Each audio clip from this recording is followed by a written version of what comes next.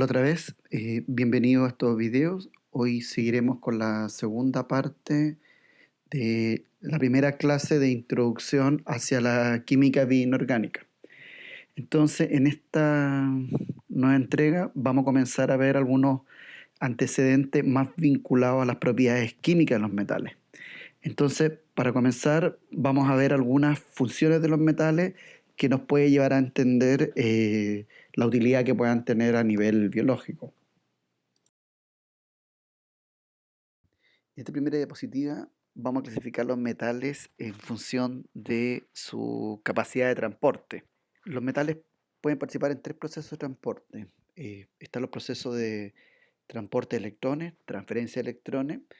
Uno de los casos el que aparece a la izquierda, que son las proteínas de hierro-azufre, conocidas como ferredoxina o ruberoxina. Hay transporte también de moléculas como oxígeno, en el caso de la hemocianina, que es la figura que aparece al centro, en la parte inferior, donde el cobre cumple un rol de transporte de oxígeno, muy similar a la hemoglobina humana.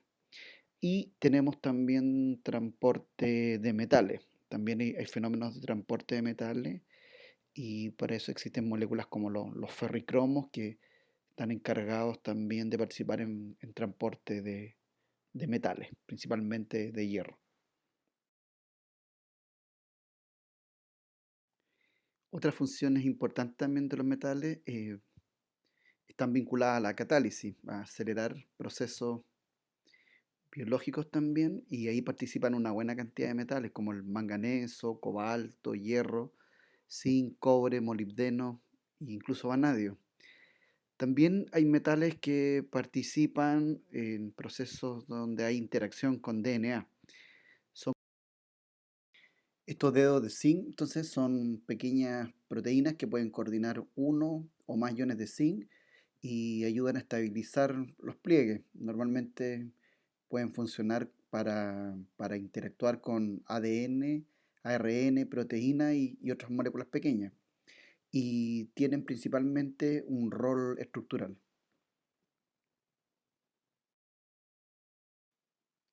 Bueno, no solo el zinc puede tener funciones estructurales, sino que hay otros elementos eventualmente mucho más conocidos para nosotros. Por ejemplo, el calcio también tiene roles estructurales bastante importantes. Nuestro esmalte dental, sin ir más lejos, está formado por una combinación de distintos iones y particularmente calcio, cual forma la hidroxiapatita, un cristal con una constante producibilidad muy bajo, por lo tanto muy insoluble, lo que lo hace muy resistente también, incluso a los ataques ácidos. Hay otros exoesqueletos también, como algunos moluscos también, conchas, etcétera, que también están formados por carbonatos de calcio también muy insolubles. Otra función también de los metales, que pueden tener principalmente una aplicación a nivel biológico, es con respecto a reactivos analíticos que nos sirven como sensores o para teñir tejido y poder realizar experimentos de microscopías electrónicas donde se pueden ver en gran detalle las estructuras biológicas. Aquí podemos ver una figura donde se puede ver una bacteria y se puede identificar sus núcleos, el DNA, la pared, etcétera, gracias a estos reactivos también que aumentan el contraste. Las bacterias normalmente pueden ser muy transparentes y requieren de reactivos que nos puedan ayudar a esta labor de poder identificar y reconocer su distinta parte.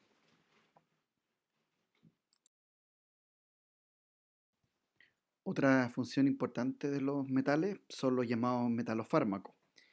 Tenemos una diversidad de metales que pueden tener aplicaciones en medicina. Por ejemplo, el oro ha sido utilizado por bastantes años en tratamientos contra la artritis. Tenemos también las sales de bismuto que se usan hace bastante tiempo en el tratamiento de las úlceras, problemas estomacales que hay. El bismuto puede cumplir algunas funciones interesantes como fármaco. Había mencionado en el video anterior que los compuestos que contienen amonio y platino también permiten la obtención de algunos metalofármacos como el cisplatín y su uso como antitumorales. Y también tenemos otro grupo importante de metales que son los que están más abajito en la tabla periódica, los lantáneos, etcétera, actínidos, y que se pueden utilizar en técnicas radiofarmacéuticas de imagenología. Esto principalmente porque son compuestos de coordinación que se inyectan y permiten aumentar el contraste cuando uno tiene que tomar exámenes de resonancia magnética o etcétera, radiografía. Y se requiere obviamente de un análisis y un aumento en la resolución de los resultados. Otras aplicaciones también vinculadas al cuidado de la salud destacan entre ellos algunos elementos como el boro y en su forma de perborato de sodio, el cual es utilizado como antiséptico principalmente en la industria farmacéutica vinculada a la cosmética. Cabe destacar también que Chile es un país importante en la producción de boro, de perborato. Creo que el segundo país en producción de mayor cantidad de extracción de boro en las minas que están en la primera región, perdón, la región 15 de Arica y Parinacota. Ahí tenemos unos buenos yacimientos de boro. También otro componente con origen metálico también es el fluoruro de estaño. El fluoruro de estaño se usa en algunas pastas dentales, no es muy común en Chile, o por lo menos hasta hace un tiempo no era muy común. El estaño tiene la capacidad de tener algunas propiedades antibacterianas y combatir principalmente problemas de halitosis vinculados a la presencia de algunas bacterias. Y el flúor, bueno, quizás un poco más conocido, pero el flúor también contribuye al esmalte dental, aumentando la dureza o, como lo hemos mencionado anteriormente, disminuyendo su solubilidad. Otro elemento importante es el sulfato de bario, el cual se puede utilizar como agente de contraste para rayos X. Esto quiere decir que los rayos X obviamente se ven más definidos en cuanto a sus resultados cuando se inyecta este compuesto, que además es bastante insoluble. El yodo, también algunas funciones desinfectantes, un clásico para usos tópicos en herida principalmente. En los antitranspirantes, conocidos como desodorantes, encontramos también algunos compuestos carboxílicos de aluminio y circonio. Estos elementos tienen principalmente la capacidad de absorber agua y secar, obviamente, las zonas donde son aplicados y que hay mayor humedad. Por último, no menos importante, que me parece que también es más común en las pastas de dientes de uso más específico, el estroncio. El estroncio está en el mismo grupo que el calcio, por lo tanto tiene algunas similitudes con este elemento y sirve para que el esmalte pueda recuperar un poco las pérdidas de este elemento de calcio. Por lo tanto, eh, algunas pastas para personas que tienen sensibilidad a otras pastas de dientes se utiliza estas que contienen acetato de estroncio.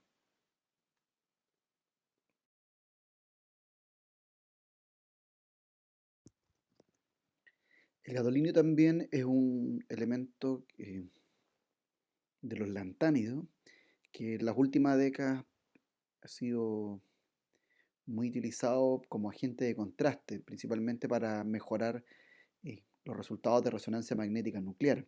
Normalmente cuando uno va a tomar ese examen, le inyectan un compuesto de gadolinio en forma de un complejo soluble y ese gadolinio va por nuestro organismo y después de un par de horas es eliminado por la orina. pero por mientras va pasando por nuestro organismo, puede ir aumentando el contraste en el minuto que estamos haciendo una resonancia magnética.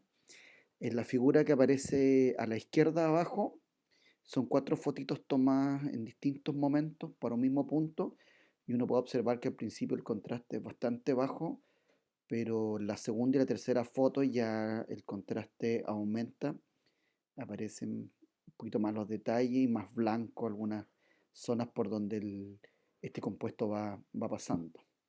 Así que el día de hoy es lo que normalmente se está utilizando en imagenología.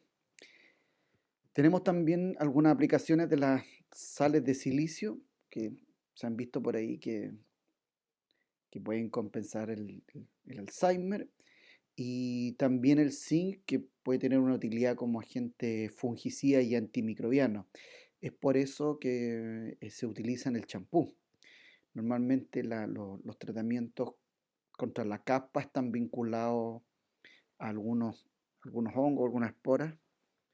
Por ejemplo, este Pityrosporum ovale está vinculado a la caspa y los compuestos de zinc que vienen en los anticaspas ayudan a combatir estos hongos.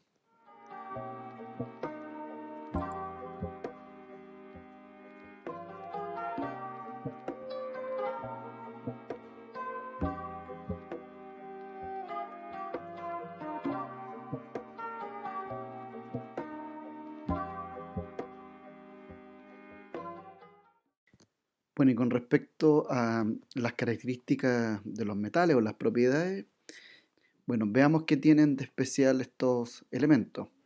Lo primero es que tienen carga. Y si ustedes observan esta especie de tabla periódica que aparece en la parte inferior, se podrán cuenta que la carga es variable. Algunos tienen estado de oxidación +1, otros +2, +3, +4, etcétera. Entonces eso nos da una amplia variedad de posibilidades. Distintos átomos metálicos tienen distinta carga y por lo tanto propiedades químicas diferentes. Lo otro es que también hay un tamaño de ion metálico. Un titanio +3 no es lo mismo que un rutenio +3. Son elementos diferentes y aunque tienen la misma carga, el tamaño finalmente también va a ser diferente. También podemos observar aquí en esta especie de tabla que en el caso de los alcalinos, del litio al cesio, el tamaño va aumentando, aunque la carga se mantiene. Lo otro está vinculado a la geometría de los metales. Esto quiere decir a la preferencia por cierta geometría. Y los metales, particularmente los metales de transición, tienen preferencia por distintos tipos de simetría. Entonces aparecen los tetraedros, los octaedros, los planos cuadrados, etcétera, una gran diversidad de geometrías que también nos va a permitir diferentes propiedades y distintos comportamientos en medios biológicos. Y lo otro que también me gustaría mencionar tiene que ver con la preferencia por ciertos ligantes o moléculas que se van a unir, se van a coordinar a estos metales y los elementos pueden adquirir preferencia por algunos ligantes o por algunos elementos en particular. Vamos a ver más adelante que hay elementos que pueden tener mayor afinidad por el oxígeno que por el azufre. Y eso también nos va a entregar propiedades diferentes entre uno y otro. Y lo otro que me gustaría mencionar es lo que aparece a la izquierda y un pequeño diagrama que muestra los orbitales de, en el caso de los metales de transición, es un grupo bastante conocido y que su química está vinculada directamente a la presencia de estos orbitales, orbitales que pueden tener hasta 10 electrones y dependiendo de la cantidad de electrones, también sus comportamientos van a ser diferentes, incluso sus comportamientos espectroscópicos frente a la luz van a ser muy variados. Bueno, los metales también tienen propiedades redox. Esto quiere decir que pueden cambiar su estado de oxidación. Por ejemplo, en el caso de la hemoglobina y la transferencia de oxígeno, el cambio de estado de oxidación de 2 a 3 es muy importante para llevar a cabo estos procesos. Otra cosa interesante de los metales y que los hace únicos es su fotorreactividad y transferencia de carga. También tienen estas propiedades fotoquímicas, no las vamos a ver en este curso, no es de interés, pero es importante saber que algunos metales como el zinc, el rutenio, etcétera, pueden tener estas características. Y lo otro que también lo hace muy importante para la catálisis o lo que se llaman en la actividad enzimática a nivel biológico son los cambios de coordinación. Esto quiere decir que pueden cambiar su geometría, pasar de un tetraedro a un plano triangular, etcétera. Y estos cambios de coordinación también van a favorecer y van a dar las características enzimáticas de muchas proteínas. Bueno, para redondear un poco la importancia que tienen los metales a nivel biológico, las funciones que pueden cumplir, eh, en resumen, hay un punto interesante que es que también los metales pueden interactuar con proteínas. Uno puede analizar proteínas y se puede encontrar con una gran cantidad de estas macromoléculas que contienen en su interior metales coordinados principalmente por aminoácidos. Los aminoácidos entonces funcionan como ligandos de coordinación y permiten que en sus estructuras puedan estar fijados en distintos metales para que puedan participar en procesos enzimáticos. No todos los metales participan a nivel catalítico, pero la gran mayoría sí cumplen esa función.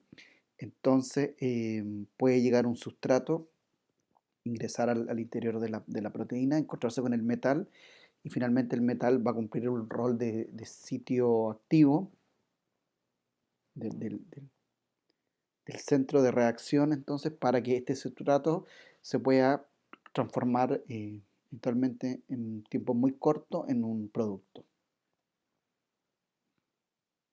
La naturaleza también muy sabia ha permitido que distintas moléculas orgánicas, no solo aminoácidos, puedan interactuar con estos metales, sino que también hay otras moléculas que pueden unirse a los centros metálicos, como por ejemplo el agua, oxígeno, peróxido, algunos aniones como tioles, sulfuro, los grupos fosfato también muy importantes, em, cadenas laterales de los aminoácidos, como he mencionado, principalmente que tienen grupos hidroxilo, carboxílico, el nitrógeno imidazólico también es muy importante para que exista la coordinación centro metálico y algunos restos como grupos tioles, etcétera.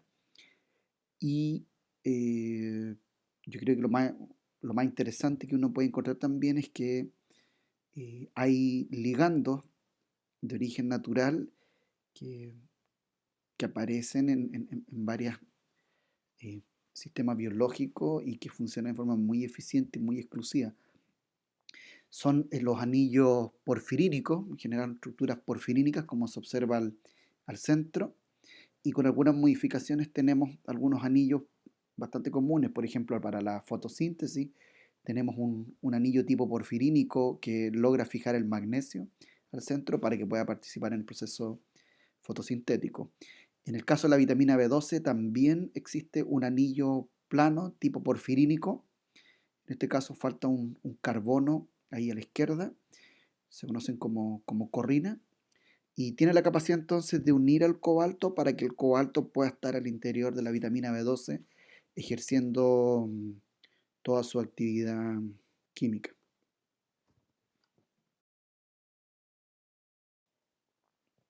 Vamos a ver también otro punto importante que guarda relación con reactividad química. Es importante entonces poder entender o poder de alguna forma predecir la reactividad química de los metales. ¿Existe alguna fórmula, existe algunos conceptos que nos permita entender por qué hay reacciones que pueden ocurrir, otras que no van a ocurrir? ¿Qué lleva a que un metal pueda interactuar con un cierto ligando y no con otro? Bueno, veamos la siguiente reacción. Acá vemos la combinación de dos soluciones acuosas. Una contiene un compuesto incoloro llamado acetato de plomo y el segundo también otro compuesto incoloro soluble en agua, yoduro de potasio. Ambos reaccionan y ustedes pueden ver que la reacción y el producto de reacción se obtiene inmediatamente en forma de un sólido, de un precipitado bastante turbio de color amarillo. Al ver la reacción, esta nos sugiere que se forma yoduro de plomo y acetato de potasio. Pero, eh, ¿cuál es el producto? Y principalmente eso de color amarillo, ¿por qué se forma inmediatamente? ¿Por qué ocurrió la reacción directamente? Les recuerdo que algunas reacciones pueden estar en solución acuosa. Yo mezclo y eventualmente no podría ocurrir nada. Pero en este caso la reacción es totalmente espontánea e inmediata.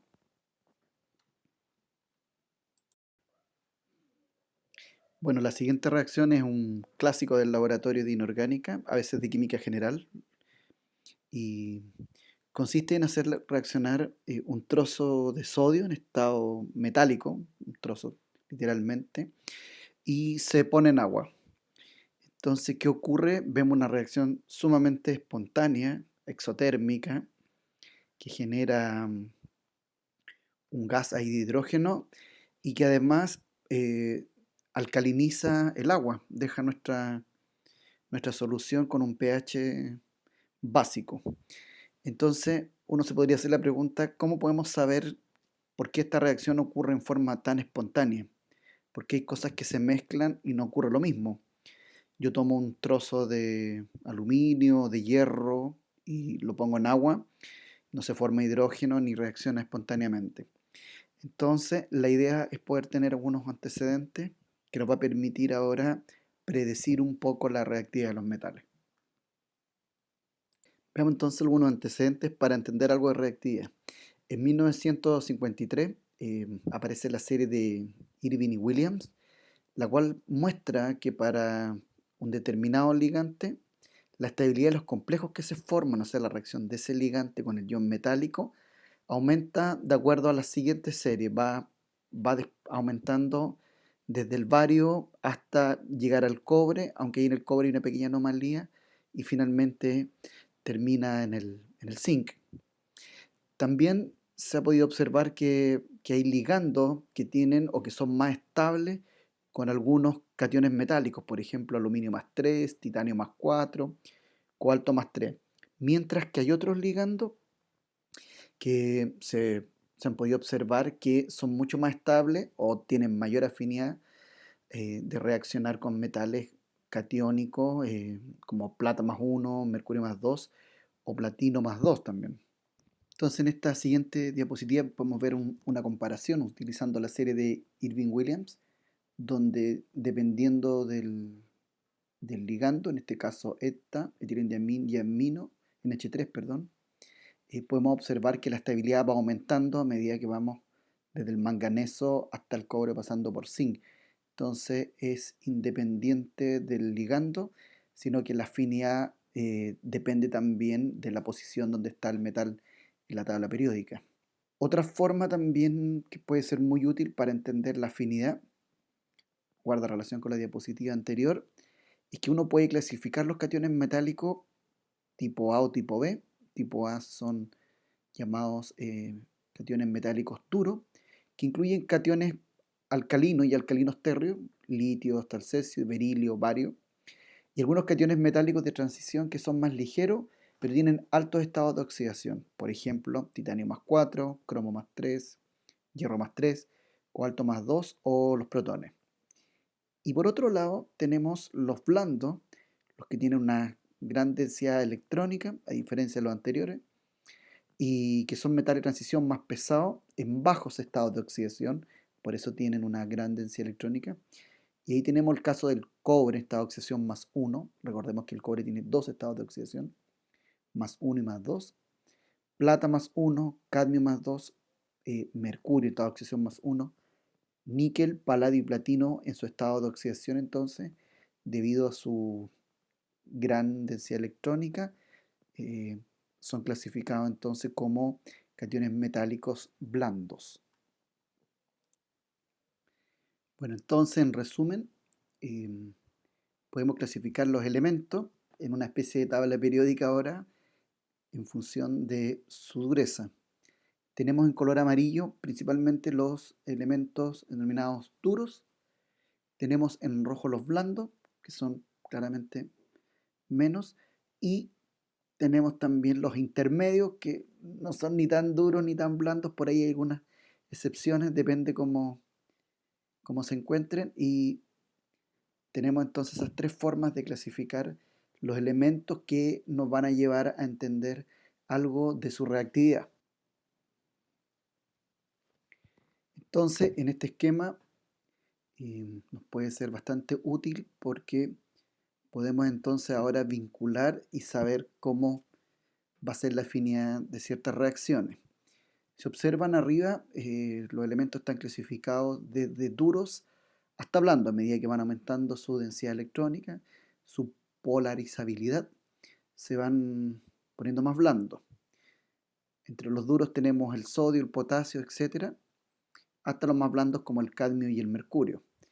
Y más abajo aparecen los ligandos, que son las moléculas que pueden tener afinidad para reaccionar con estos metales.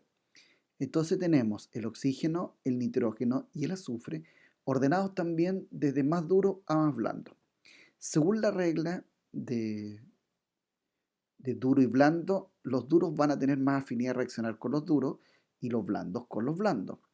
Esto quiere decir que el sodio y el potasio va a tener más afinidad por reaccionar o por interactuar, formar un enlace con oxígeno que con azufre.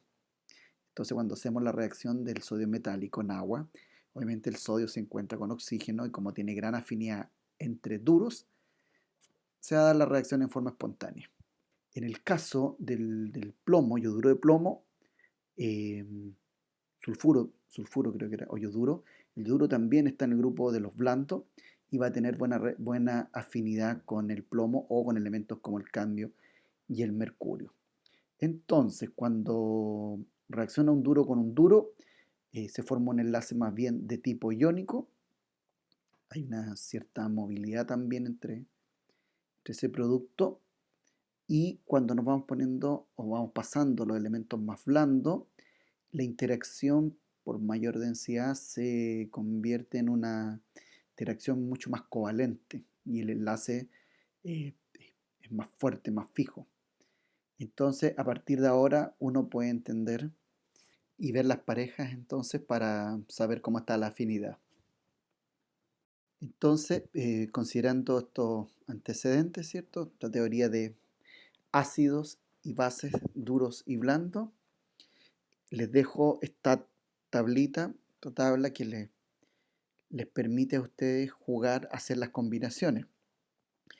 Tendrá que seguir entonces la regla de que los ácidos duros van a tener mayor afinidad por las bases duras, los ácidos blandos con las bases blandas y los intermedios con las bases intermedias. Y ustedes se van a poder dar cuenta de que las mismas reacciones que están en el laboratorio, ustedes ven un producto que se obtiene en un tubo de ensayo, eh, se rige también o se cumple esta regla de duro con duro, blando con blando. Entonces, ustedes arman una pareja, por ejemplo, en el caso de los ácidos duros, el calcio más 2, yo voy a la base dura, por ejemplo, y debería pensar que con carbonato, con fosfato o con sulfato deberían ser muy afines. Por el contrario, por ejemplo, un ácido blando como el cobre más 1 debería tener una alta afinidad con el yoduro o con tiocianato, cianuro, etcétera. Y las intermedias de igual forma. También el bromo, el nitrito, también van a estar con muy buena afinidad para reaccionar con ácidos intermedios como el hierro más 2, níquel más 2 o zinc más 2 también. Entonces les dejo esto para que puedan evaluar, revisar su guía y confirmar un poco cómo esta teoría nos permite predecir los productos de reacción. Bueno, me despido de este video. Nos vemos en el próximo. No olviden suscribirse a este canal para que puedan recibir las notificaciones de cuando se publican más clases. Un saludo a todos y que estén bien.